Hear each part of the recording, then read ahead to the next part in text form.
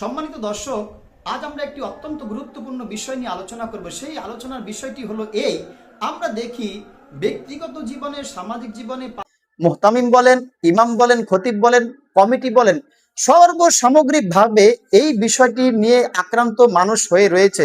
যখনই কোনো মনোমালিন্য তৈরি হয়, কোনো দ্বিমত সৃষ্টি হয়, একজন আরেকজনের প্রতি ক্ষোভ সৃষ্টি হয়, একজন আরেকজনের প্রতি কাদা ছোড়াছুরি করতে থাকে। কিন্তু আদৌ কি এটা ঠিক? না, এটা ঠিক নয়। সাহাবায়ে কেরামের যুগে যখন এমন হতেন, তো সাহাবায়ে কেরাম রাসূল করিম সাল্লাল্লাহু আলাইহি সাল্লামের নিকট শরণাপন্ন হতেন। ওই আল্লাহ রসুল যেটাকে সমাধান দিতেন, তারা উভয় পক্ষ এটাকে মেনে নিতেন। এর মধ্যে ছিল কল্যাণ, এর মধ্যে ছিল বরকত, এর মধ্যে ছিল সফলতা। কিন্তু দুঃখের বিষয় হলো, এখন আমরা কেন এর থেকে পারি না?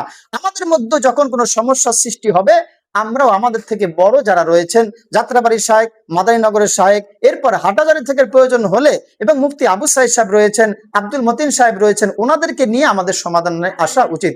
আল্লাহ আমাদের সবাইকে বুঝা এবং আমল করার তৌফিক দান করেন। আমিন ইয়া রাব্বাল আলামিন।